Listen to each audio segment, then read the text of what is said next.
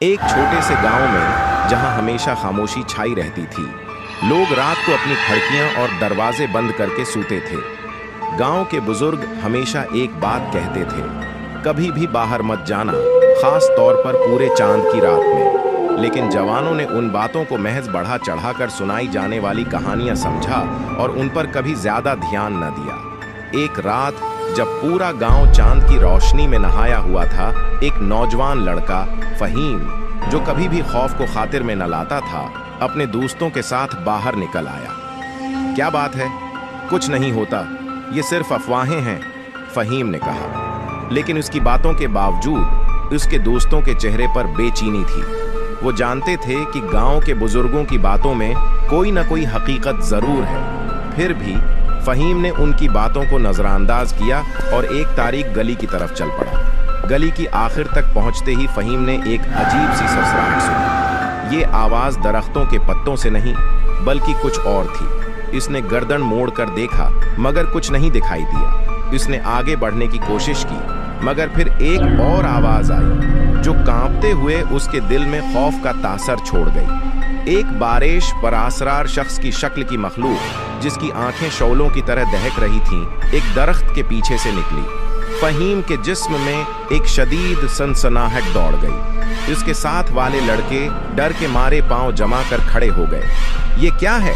फहीम ने लरुजते हुए कहा। मखलूक ने उनकी तरफ बढ़ना शुरू किया। इसकी हंसी में एक अजीब सी खचक थी, जैसे वो इंसान नहीं बल्कि किसी और जहान से आई हो। उसकी हड्डियां चटक रही थीं और उसका जिस्म किसी भी मखलूक से ज्यादा बदुश्कल और खौफनाक था। उसकी जल्द पर सियाह निशान थे और उसका मना खून से सस्ता हुआ था। ये वही है जिसके बारे में बुजुर्गों ने हमें खबरदार किया था, फहीम के एक दोस्त ने खौफ के मारे कहा।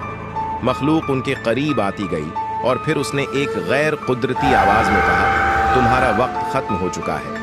फहीम और उसके दोस्त बेअख्तियार दौड़ने लगे मगर मखलूक का पीछा करने की आवाज उनके पीछे बढ़ रही थी, जैसे कोई साया उनके साथ दौड़ रहा हो। गलियों में भागते हुए फहीम एक पल के करीब पहुंचा तो वहां एक दरख्त के नीचे एक पुराना सा निशान बना हुआ था, जो बुजुर्गों ने हमेशा कहा था कि ये इस मखलूक के शिकार होने वालों का निशान है।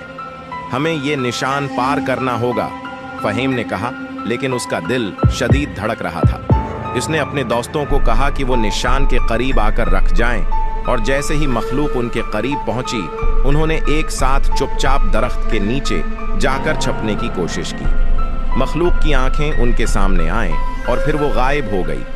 चंद लम्हे बाद जब वो दोबारा निकले तो मखलूक कहीं नहीं थी। इसके बाद गांव में वो खौफनाक रात खत्म हुई, मगर किसी को नहीं मालूम था कि वो मखलूक अब कहाँ है और कब वापस आएगी।